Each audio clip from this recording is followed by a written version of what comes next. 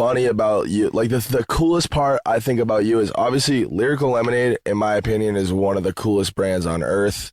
The logo is amazing. Like, I cannot get over that logo. Like, who developed the logo? Was that you? Yeah, so it's crazy because, like, for me, I've always had an eye and an interest for branding. Like, when I started in high school, I was just thinking about the opportunities and the colorways and what attracts the eye and stuff. And there was a T-shirt, actually, a Chance shirt, Chance the Rapper shirt. He had this song called Juice, and he was promoting the song, and the cover art was this juice box. And I'd already started Lyrical Lemonade at this point, and I had, like, the logo was like this cup with ice cubes that said Lyrical. And I was like, I really want to make it a juice box, and I love this theme. I want to kind of base it off that.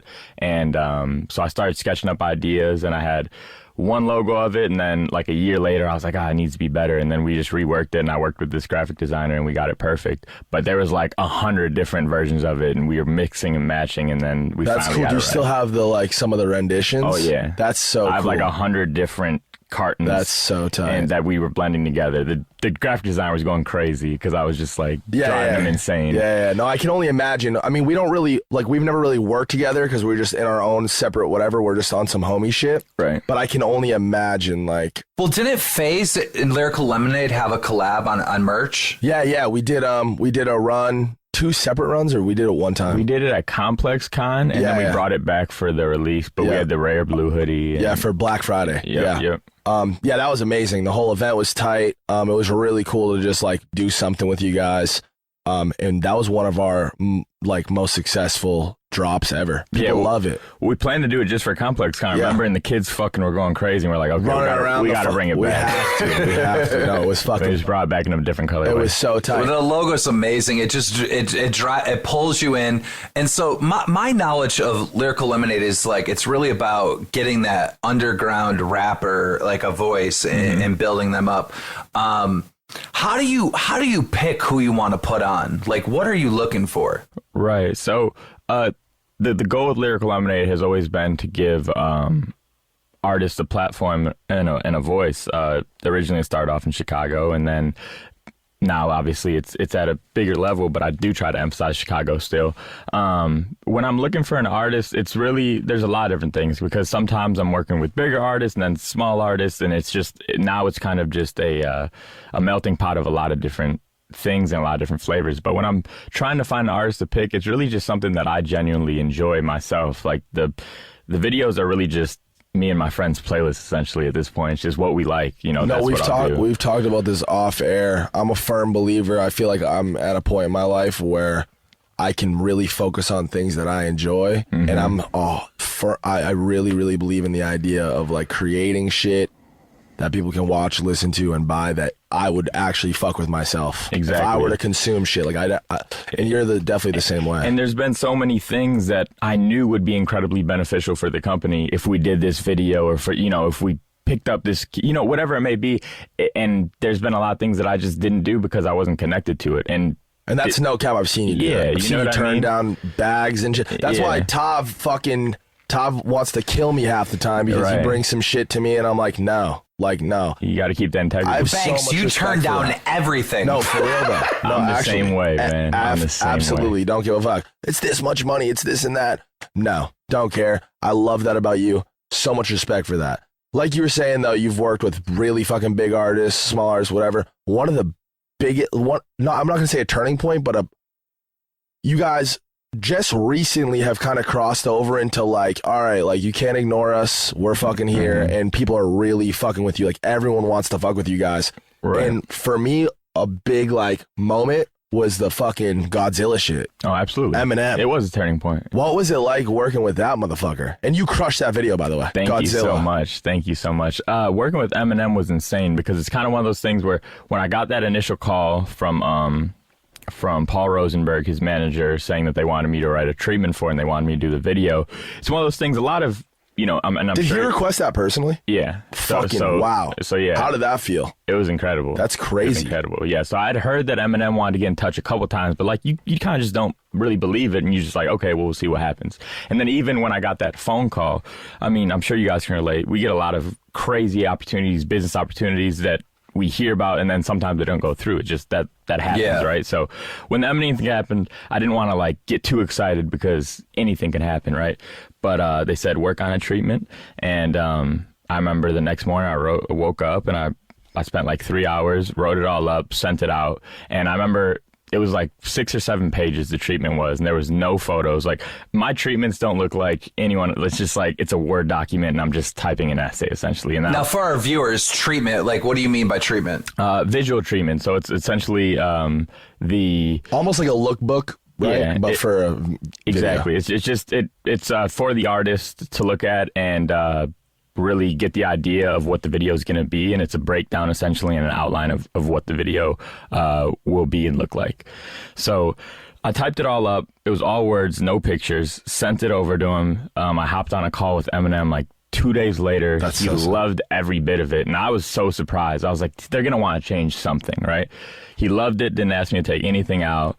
And then when we got to set, he was really cool. We had 2 14-hour days, and by the end of it, it felt like we were just like best friends. He's super down to earth, super funny, and just more than anything ready to work. And that was the most, impressive and admirable thing from my perspective, because I've seen a lot of big artists that are just there to get in and out, and he was truly there to make some shit happen. To focus on the craft. That's tight.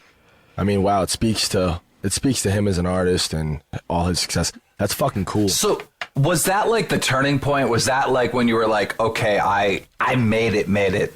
Yeah. Well, at that point, I knew things.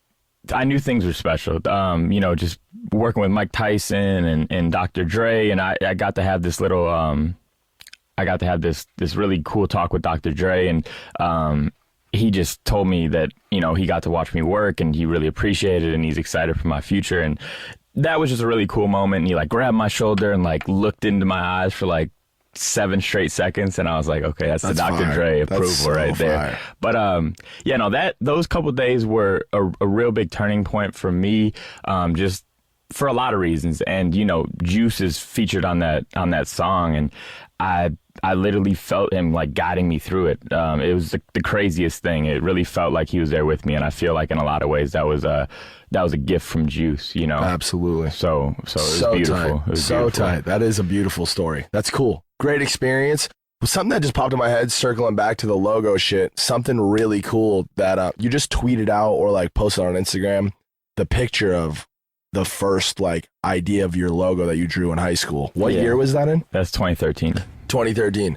Whoa. Crazy fun fact. Tommy sketched out the fucking FaZe logo in high school. Wow. Like, it's just so like, for me, like that's so tight. Like, and it really for all the young listeners, like you mentioned something to me. You said like the universe, I don't know, you hit me with some like, or no, you in that tweet, you said something about like manifestation is real. Like it really fucking is. Like if you think about and really truly in your fucking soul care about something enough, like you can work toward anything and you can really make anything happen. And like I said, for the young listeners listening, these are 2 motherfuckers who had an idea, sketched it out on their fucking in their notebooks, in their textbooks, on a piece of paper, and fucking made it happen. That's actually incredible. Yeah, and I think everything really happens that way, right? Like look at our podcast and stuff. Remember me and you just brainstorming about Mom's Basement and like the vibe that we wanted and the feel that we had it for it. Absolutely. Like, that's the most beautiful part about it, and it's kind of like sketching it out or writing down ideas. That's the first step in making it tangible, right? And it's like it's remembering your future. It's like this concept. It's called remembering your future. It's just like you remember things from the past. If you can put your thoughts into place enough and picture it, you're seeing it and it comes through. It's manifestation. Absolutely. It really is it's incredible. It's so cool. I'm just going to jump out of the gate with this one. Who is next up? Like, who's going to be the biggest superstar of 2021? It's a great question. So there's a lot of people that could, be in that conversation. I'm working with this kid. I just did a video for this for this kid. I don't want to say kid. He's 18 years old, but he's from Portland, and his name's Daniel, and that's actually his stage name. His artist name is Daniel, and he's incredibly talented. And we just did a video out there, and he was homeless for years, and he just has the craziest story. And the song's called "Lost Ones," and it's about celebrating the lives of your lost ones. And we gathered a bunch of people from Portland and surrounding areas who have lost people in their lives to, tragic causes. And we told all their stories in the video. It was really, really beautiful. And he's insightful and profound. And I think he's going to be something special. That's the next artist I'm working with that, like, no one knows about. Yeah. And people are going to see it. And, like, First time I'm hearing about him. Yeah. Honestly. But just out of people that are already making noise, I mean, Snot, I think he's going to step into a new level. He's coming from that underground world, and I think he'll step into the mainstream world and be a big factor. There's a lot of people, though. It's hard to tell.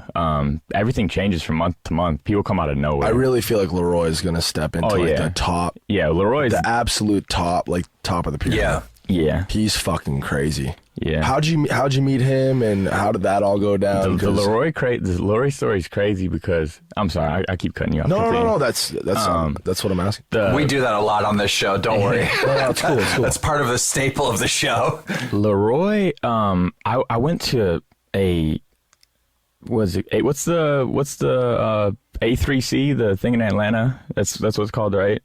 Anyway, it's like this convention. I don't know. I did a panel there, a speaking panel, like 2 years ago, and I ran into this guy who managed Leroy at the time, and this was 2.5 years ago, and he's like, man, there's this kid from Australia, yada, yada, yada. And I'd got in contact with Leroy. And at this point, Leroy was, I want to say 15, maybe even 14, honestly. And we would FaceTime. He would FaceTime me, like, in his home in Australia. Like, he's really from, like, the slums, like, out there. And I mean, he'd FaceTime. He's like, man, I just want to make it out. And he'd send me music, and then Skies had jumped on a song because Landon and Neek and all these guys were listening to him. And this is before, Juice's management, anyone even. No, so, this is a while But now. yeah, he's been doing it for a long time. We were just always in contact. And then Juice's team found him, and they were trying to sign him for a while, actually. There's a lot of people that wanted to work with Leroy. And then from there, we just kept in contact, and I just waited for the right song. How do you differentiate? Because I get this a lot, so I can only imagine you, like, like you said, you met this guy at a convention, I got this new artist, whatever, like, I'm sure you hear that on a daily basis. You know what I mean? How do you fucking sift through the notes and figure it out? It's really difficult because you want to give everyone just our respect. You want to give everyone their time of day, just speaking to people and so on. But you only have so many hours. And you only have so many hours, and you're hearing the same thing over and over a lot of times. And there's a lot of people who are passionate. Don't get me wrong, but there's a lot of people who just don't have it too. You know what I mean? Absolutely. There's a diamond in the rough all the time. You know what I mean? Mm-hmm. It really sucks for all the people who are really talented too, because it's something you hear all the time. But, well, I imagine you have to find the leaders, right? Because there's like a lot of followers to trends and sounds, but you have to find that leader that's putting something new out, That's the easy part, though, right? Like, finding someone whose opinion you trust, and they're like, yo, like, if you say something like the Daniel shit, like, you say that, it's word in stone for me. Like, that's gonna so happen. many people are gonna check that out. Like, me and Banks are both checking that out. That's gonna happen. Like, but the fucking really what's interesting is, like, or almost impossible is tough. Like, you said, the diamonds in the rough. There's fucking 7 billion people on the planet. There are so many talented individuals out there who don't have any sort of, like, who can't even fucking get studio time or even attempt to, like, you know what I mean? Right. That's just crazy. Like, those people exist right now. Mm-hmm. There's a fucking kid out there who's making crazy shit, crazy talented, and nobody knows who he is. Yeah. That's crazy. It's just like, a big thing is too, there's just a way to move and, like, present yourself too. Like, there's people that just do too much, and it really turns you away from people, honestly. Definitely. And then there's some people they just handle things right. And like Daniel, for instance, to go back to that, I mean, I was around him. I met him at, like, Camp Flognaw, And yeah, I met him there, and like we were just it's in the same group of people, and like he didn't even tell me he made music. You know what I mean? We didn't talk about that, and then like the next couple of times, like, hey, you know, we just kind of got into that, and it was very gradual. And in my experience, and I don't know if you agree, like the some of the lamest shit you could do if you're interested in like what someone's doing or respect somebody or would like to work with somebody is jump out the gate in the first fucking hour of meeting them and try to like hit them with some shit. Yeah, you always got to catch a vibe. You catch a vibe, you fucking see if you guys connect on just a personal human level. And then if you do, that's when you could be like, that's what it is. So what do you do? It's my favorite thing in the world. Like meeting somebody, catching someone's attention and just having them be like, so what do you do? Yep. And then you say, and then like, wait, I do this. And it's like, cool. You know what I mean? It's really cool. I was just giggling because for some reason it popped in my head. When we were in Miami, one of the funniest things, because Cole really is so laid back and just go with the flow, chilling. You're there for a good time, and you're always. I've only ever seen you in the same mood, and it's just like I said, laid back, chill, relaxed, and you're not really like the fucking crazy wild type. But we were in Miami on that spinner van. Do you remember when you pissed in the solo cup? Yo, me and Cole are in Miami. We've taken a couple trips together, and it's always a good time. Your crew, by the way, while we're on here right now, I want to give a fucking fat shout out specifically. I know I'm gonna fuck up and not mention people, but Sal specifically and Jake specifically, the boys, the crew you roll with speaks a lot about you. Great fucking people. But we're all this spinner van. We're having fun, whatever. And Cole just buzzed me. He's like, yo, where do I throw this? I'm like, what the fuck is that? He's like, I just took a piss. It's just a red solo cup filled with piss. I'm like, bro, I don't know. We tell the guy to pull over. He swings open the door, just dumps out the piss. And we just keep going. And it was just so funny. Nobody noticed you do it either. Yeah, one thing about me, man. You did it so low-key. It's not like we're in a fucking big room with 1 million people. Like, we're on the spinner man with maybe 10, 12 people on it. Yeah. And somehow this fool pulled his dick out, took a piss in the solo cup. That was great to me. One thing about me, I'm a piss wherever. If I gotta go, man. I got a long history. Yo, it's a real thing, I swear. I have some crazy stories. Bro, remember we went to dinner? Yo, I was just at dinner with Tav. I want to hear the story. Please don't forget. Please hold that thought. But I was just at dinner with Tav and a couple other dudes, and I got up to take a piss fucking like 6 times. And Tav's bitching at me, talking shit like, bro, your bladder's crazy. And you're the same way, bro. We went to that dinner in Miami. And I went to the bathroom like fucking 6 times. You're like, bro, I gotta take another piss. I gotta piss. And then I piss in the alley too. Yeah. We were running outside in the rain. Me and you were on the same shit. But what were you saying? I can't tell the story on the podcast. We can talk about it after. Okay. It's one of those like 20 years down the road I'll talk about. But it's I hope it's cool that I brought up the red solo. Absolutely. That's funny. Absolutely. That's good humor. That was, I don't know. It popped in my head because you're talking about all this like beautiful, really like inspiring shit.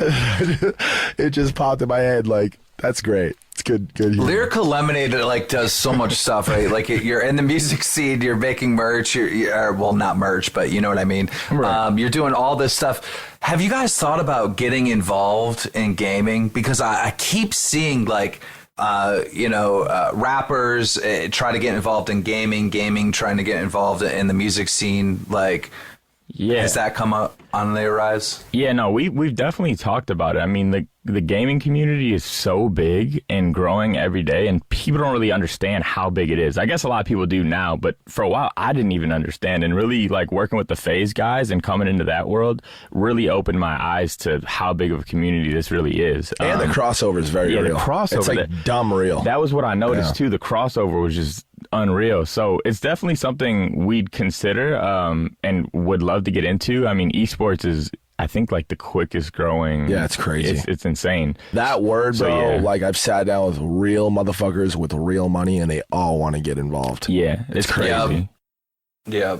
So yes, the answer is yes. Well, here's one thing that a lot of people might not remember, right? Like, you really had to be there to see it, but like Logic, he really took off because of FaZe. Like, 1,000%. FaZe backed Logic hard and like started pushing him, and for a while, and Logic's early career, like all of his fans were Phase fans. There's like, a lot of these YouTube rappers, and I call them YouTube rappers because they exist. They blew up on YouTube, right? Like early on when we first started, because we did strictly gameplay, music, montages of like our best clips, us just shitting on kids with music and an edit to them.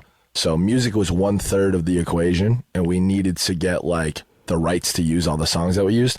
We have like fucking YouTube DMs with ASAP Rocky, like, yo, can we use your music and our shit? Like, yeah, go for it. Like, you know what I mean? Like, that's what it was, and that was our permission to use his shit.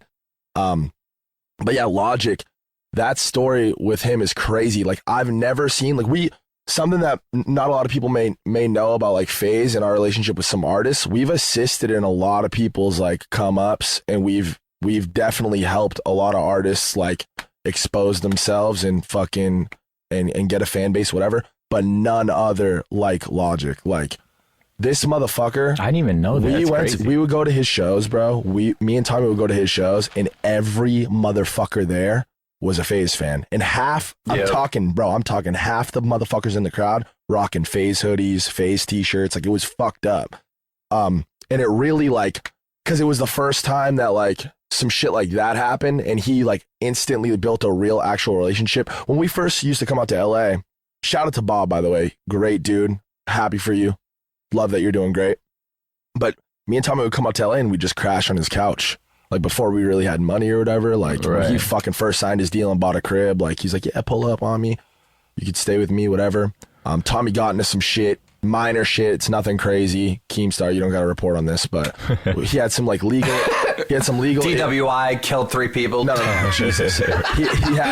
he had some minor legal shit, and Paul, his lawyer, hopped on it, got him fucking cleared of it, all that shit. Like, he's family for sure. Slipped out. Yeah. But it kind of happened like randomly. He was at our crib or at Tommy's apartment. I don't know if I lived there yet.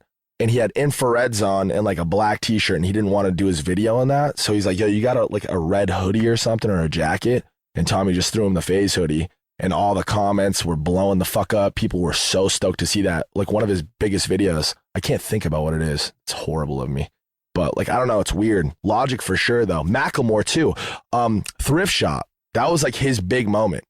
And we dropped that song the same day he did in an Ilcams. Oh, really? They gave us that ahead of time. They're like, yo, we want you guys to like use this, whatever. It's dropping on this day. We want you to upload it the same day. And we uploaded an Ilcam with Thrift Shop. That goes to show like just the power of the internet influence. I mean, just like, you know, labels today, I'm sure, try to send you guys music all the time to push and promote. I mean, that's the day and age we live in. But even back then, your guys is how many labels? You wouldn't believe how many. Even for what I do, like you know, I'm like the TMZ of the internet. Like I run this show called Drama Alert, and like when I'm talking to someone that, you know, I'm trying to get information on a story, or I'm trying to do an interview.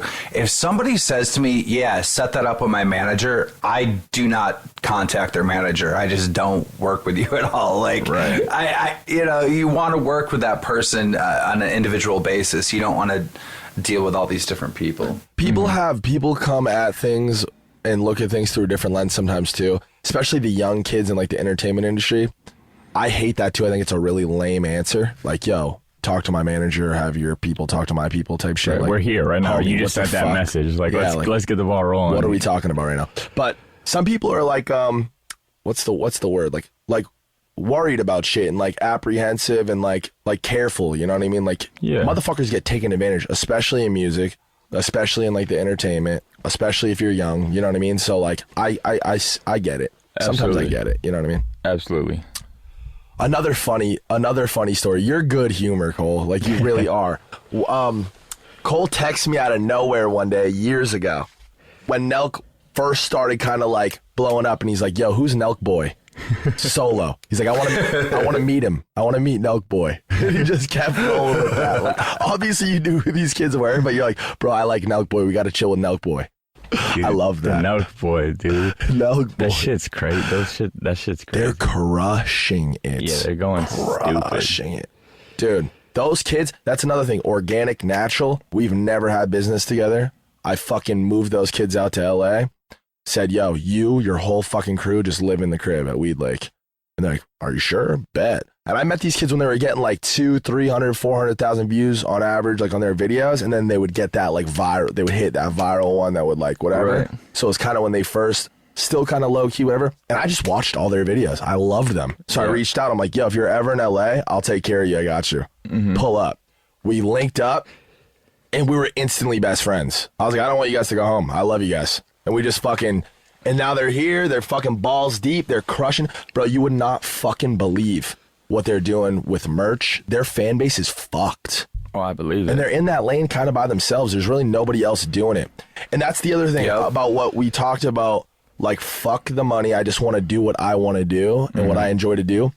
The reason why they're in their own lane and the reason why they broke through to that success, like, something that a lot of people don't know. People look at a viewed counter on YouTube and think like, oh, this person's getting millions of views. They must be a fucking millionaire. Right. Those kids still to this day, when they upload a YouTube video, get paid $0 because of the nature of their content. Right. And it's always been like that. So these motherfuckers have been on a grind. You know what I mean? Like struggling to get by and never making any money on YouTube. And now they have other means of income and they're doing really fucking well. But like they never fucking turn from that. Yeah. Most people, I've seen it and it's unfortunate, but most people like, damn, I gotta, and it's understandable. Like I gotta fucking make money from this or I can't do this. So they'll turn away and they'll start doing the family friendly shit. They'll veer off. They'll start making shit that they don't want to make, but they feel like they have to make. And they said, fuck it, we're just gonna push through. Exactly. And it's funny, the YouTube thing, because I see a lot of people who like, you know, might not make money from their content and they do have to go to other platforms or just do other things. But like, for instance, with me, I don't make $1 off YouTube, but if you were to look up like on Social Blade or something, Lyrical Lemonade's monthly earnings, it would say like millions of dollars based off the view count and stuff. But all you have to understand, all that music at the end of the day is owned by labels, so it's all copyrighted content. So people think I'm like this multi-millionaire, and it's like, you know, it's not that at all. And so how does Lyrical Lemonade monetize, you know, all those views and all that exposure? Which is, by the way, before you answer that, what a fucking travesty, huh? Like, it's just kind of unfortunate. It's fucked up. It's pretty crazy. Like, it's your platform that you're giving to other people. You should be paid for that. You know you're making a splash, and it's like, you know you're making some kind of impact. You know you're making somebody money. Right. You know what I mean? Oh. You just know. And it's like, it's just so fucked up. With the Nelk Boys, too, it's like, it's whack. But, if... No, I know. It's one of those things where, you know, I've had so many people in my ear just like who are, you know, who think about like money making tactics and stuff, and they're like angered for me or something, like, yo, like you need to be making money, like you need to do this or that. And it's like, you know, a lot of people who I do business with, they're like, you know, Cole's crazy, like he literally doesn't care about money. And you know, obviously we have different ways of making revenue through merchandise. We have our festival, we have our beverage. There's so many different things. But it's just one of those things that started off as a passion project for me, and we're doing what we gotta do to get by, and I'm having fun, and that's what matters to me. And well, I mean, every day at the end of the day, having that strategy, Cole, like that really opens you up to everyone, right? When you start taking a piece of a pie, like that could turn some people away. So, and it keeps it real. Know. And when everything started taking off, like, you know, I had meetings with every music label. I mean, they wanted Lyrical Lemonade just because our ear for talent and what we could do and the platform we could provide and the audience we had. They wanted that, and they wanted us to be a sub-label under these labels to sign artists and make them more money. And we had the craziest deals you can think of. I heard somewhere, there was an article, I saw this somewhere. It was like $30 million or some crazy amount that you got offered by a label. Yeah. And you said no. Fuck yeah. I got offered $30 million. And keep in mind, said no. I don't know if I should even say this or not, but I've still never even seen $1 million. You know what I mean? Like, no, that's actually awesome. Yeah. You're going to see a lot of money. Yeah. Cole, you're going to end up with so much. I mean, your company's got to be worth what? Of course. The company has crazy value, and I understand that. And I know, you know, years down the road, the IP. I'd rather things come the right way, and that's how I view it. And even I haven't talked about this yet, but and I can't speak on who it was with, just due to like contracts and shit I had to sign. But for the beverage, we got offered $25 million just a couple months ago. That's fire. You said no to that too? Yeah. Listen to this fucking. What the fuck? Listen to this motherfucker. Yeah, now I understand why there are people mad for you. Yeah. No, dude, you're fucking. That's amazing. Because like, I actually don't give a fuck about money either. I really don't, and it's like, I can't explain why, but it's like. Yeah, but as a consumer, I want some Lyrical Lemonade, actual juice. Wait, let me explain. The product exists. You could get it. Like, so I'll touch on the labels real quick and why I didn't do that, and then I'll touch on the beverage. So with the labels and stuff, I don't want to be in paperwork and in contract with artists I work with. We have genuine relationships, and I never want it to come down to a percentage. I don't want to, you know what I mean? Yeah. I don't want that. I don't want to be a part of tied into what, you know what I mean? I want to help you, and I want it to be that, and I want us to have a genuine and authentic relationship beyond that, and that's what it is, and that's where it ends, and that's the best way to do it. I haven't had any problems in these 7 years with artists I've worked with in the past or anything, because it's been business done the right way and the most pure way. And then with the beverage, it was something I was interested. Don't get me wrong. Anyone would love to see that type of money. And obviously I've never seen that type of money, and it would help me, my friends, my family, most importantly, and it could take the company to new levels. But you have to understand, with the beverage being its own avenue of the company, it's its own business within the company. So if we were to sell the beverage, then it would be another company owning Lyrical Lemonade, its own. And if they start fucking with that, just like it does affect their branding, their marketing, everything like that comes around to affect the company. And it's just like, I don't want people who don't know what Lyrical Lemonade is making decisions on Lyrical Lemonade. Like, it's just like these 40-year-old men who 100%. Just see it as a dollar sign. I don't want 100%. That. And even with the beverage company, it's been really hard. I mean, just learning that whole business in 11 months it was, and then like trying to go live e-commerce with it, and then realizing, oh wow, this is a 4-pack of lemonade. It's incredibly expensive to ship. The production was expensive. Now at this point, it's $25 all in to buy a 4-pack of lemonade. There's a lot of problems I ran into that I didn't expect, and it's just roadblocks that you jump over. This is a quick solution.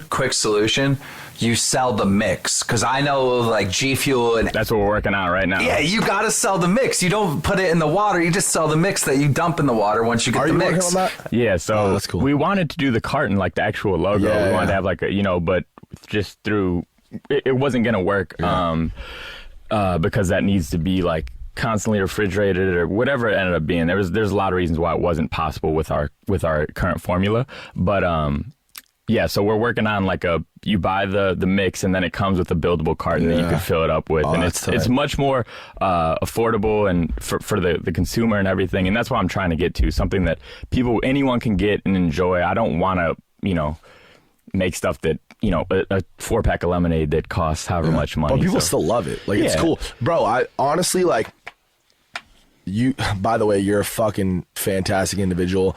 You filmed what song was it? I can't. I'm fried right now. With Leroy, you guys filmed the one that we just did here. Yeah. What did we just shoot? see, we're both fried. Out. No, oh my goodness. Tell me why. Yeah, tell me why. Yeah. Great song, by the way. You guys pulled up, filmed the video here, whatever. I mean, you're family at this point. I'm like, were you in the video? No.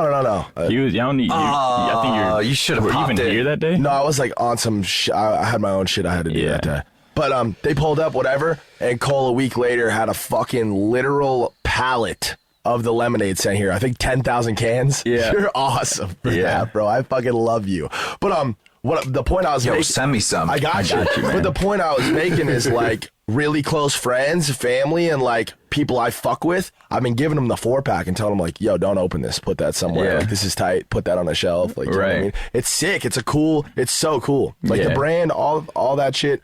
I don't think it's a terrible thing that it's $25. I don't think you got to feel bad about that. We've been getting that price down, and like, it's just, that was just the initial what it costed to to do it right and get it out and listen, everything. Everybody who enjoys anything that you see from Lyrical Lemonade, just understand Cole really, I mean, you have a fucking amazing team, whatever, but like you really do have your eyes and ears to the ground.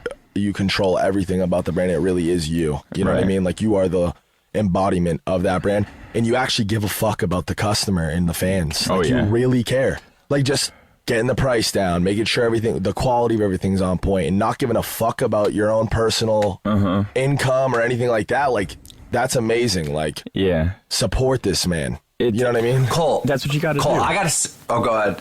I got to say this one thing real quick, Cole. Now that I have you here, man, there's this artist that I heard. Like, I am the only person with influence that has heard this song, and it's so good. And believe it or not, it's from FaZe Banks. No. It's from Banks. He made a rap song, and no one has heard it. You need to convince him to play it. I honestly don't even know what it is. I did it for fun. And How long ago was this? It actually kind of goes hard. It was 2 years ago. So I used to, like, in high school, like typical fucking high school, from sophomore year all the way till I graduated, the daily routine was, yo, you got 5 on it. Me and 5 of my homies all throw down on a little bag of weed. We're all broke, you know what I mean? And we roll a blunt. I don't smoke anymore. I can't do it. But we just cruise around and blunt ride and just put on fucking instrumentals and just like freestyle. Oh yeah, we've all done that. No, but of course, but we did it every day, and I got kind of decent at it. You know what I mean? Honestly, like, and no, like I need to hear this. I don't know. I need to find it because it is funny. You need to find it. I'm like the only one that heard it. I had a copy of it at one point, and I had it like stored somewhere, right? Because I was just trying to convince him to put it out, and he's like, "Oh hell no, I would just never do music. Absolutely not." The association between like, because for whatever reason I am put in like that box, that YouTuber box, because I did play that game for a little while and like did my thing, but that shit is so corny, bro. Like, I'm sorry. There's people that are doing it the right way, and God bless you if you're happy doing what you're doing, whatever. But for the most part, 90% of that shit is very corny to me, and it's just not great music. And if you enjoy that shit, fucking good on you. But like that whole idea of like taking a platform and trying to like do music with it when you really have no business to be doing that is like, I just can't. I can't. And it doesn't really make me happy either. Like I have no like. Yeah. I like to listen to music, obviously. I like the business behind it. I like all the workings of it, but I just but the fact that you don't want to put that out, and the fact of what you just said right there is authentically like why you should put it out. Why should people hear it? I got enough on my plate. I'm doing my fucking thing. I'm a gamer. Yo, by the way, have you played Among Us? Keem. I just Bro, I played Among Us for 24 straight hours. What's Among Us? 23 straight hours. I came home. I went to that. It's like Mafia, right? It's like Maf. You ever played Mafia? Me and my homies at Weed Lake, we used to play it every night. We used to play like fucking 10 games of it. It's the informed minority versus the uninformed majority. So it's like there's 2 bad guys at the table. You put your head down between rounds, and the goal is for the uninformed majority to isolate who the 2 bad guys are and vote them out. You know what I mean? Yeah. And once around, someone gets picked off and killed, and then you take turns talking about who the fuck you think it is, why it isn't you. It's tight. It's cool. It's so much fun. What I love so much about it is there's no phones. You don't need the internet for it. You don't need a fucking rule book for it. You don't need anything for it. You know what I mean? Like, it's just you and 10 homies, and you can play. Just having fun. It's tight. But now they made a video game that's very similar to this, which I was telling you about this. This is what I mean about missed opportunities. We're playing this, and everyone we're teaching the game and everyone we're playing with instantly falls in love. It's a winner. You know what I'm saying? It's just good. And like, I do have that little business tick in me, and I'm like, yo, we gotta fucking make this into a video game. And these fools, everybody else was like more like, yo, no, let's put it in a box and sell it at Target, whatever. No, we gotta make this into a video game. Like, somebody has to do this. Like, this is a fucking sick game. And somebody did it, bro. 3 years later, it's the biggest game in the world right now. On Twitch, if you go on Twitch right now, it's probably the most viewed game. It's fucking sick. And I finally fucking got around to playing it. I came home. I teleported home. I was at Saddle Ranch on Wednesday. I did that business thing with Tav, and then I was just felt like keeping it going. ended up at Saddle Ranch, teleported it to my crib, had no clue how I got there, woke up at like 4 a.m., still drunk. And for some reason, I was just like, yeah, I'm going to hop on Among Us. I'm going to play this game.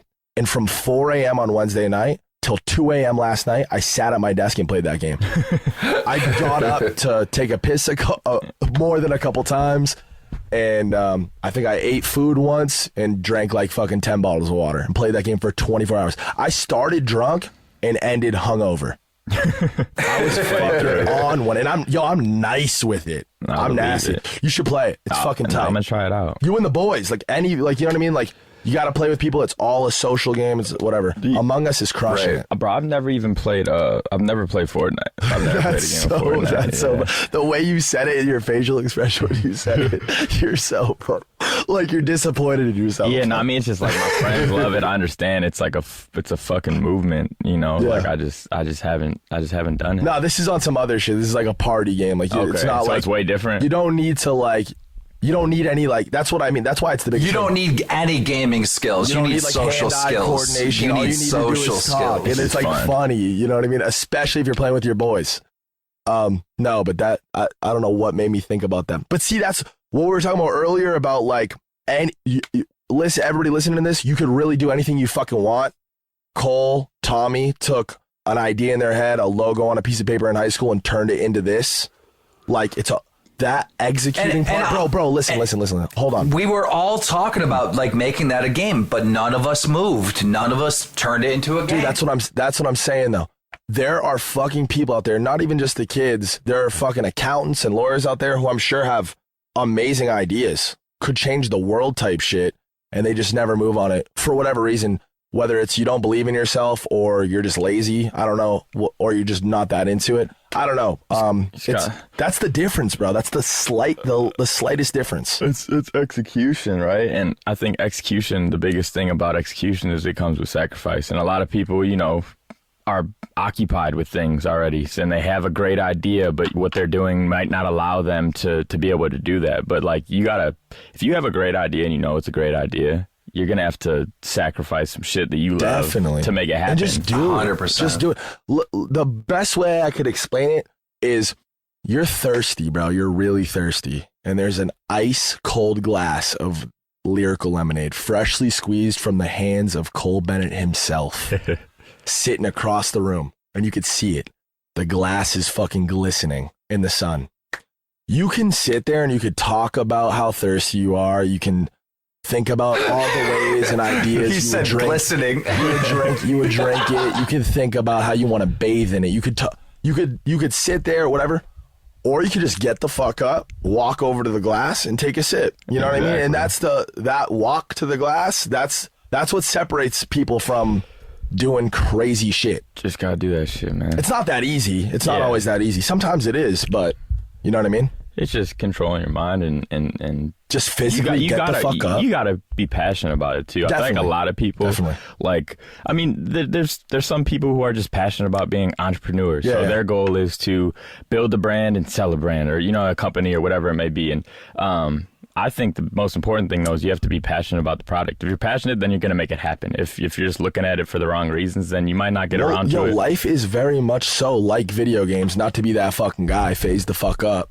But, like, you could take a game, any sort of game. Fortnite's actually a great example. And there are people who will play that as like a sandbox game and just create shit and have fun with it. They don't give a fuck about their win rate. They don't care about their KD. They don't care about winning whatsoever. They're just, all they care about is having fun every minute they're playing the game. Mm-hmm. And then you got the other people who sweat and they fucking, half the time they're pissed off at the game. They're frustrated, whatever. But they just want to win. You know what I mean? Life's very similar in a lot of ways. Like, you can focus on winning in the sense of accumulating wealth and making money, or you could focus on being happy every day and fucking having fun with it. Like, life is very. We're gonna have to cut it off right there. We're gonna have to leave it there. Cole, where can people find Lyrical Lemonade? Where should they follow? What should they listen to? Just search Lyrical Lemonade, and just go down the rabbit hole. And I feel like everything you're looking for is gonna present itself. And listen, Cole on all social medias, his personal shit too is a must follow. You're always hitting people with real shit. Mm-hmm. You're always putting out money. It's good shit. Appreciate so it, man. find Cole Bennett too everywhere. Him, Lyrical Lemonade, both must follows in my opinion. If you're not at least paying attention to what he's doing, you're fucking up.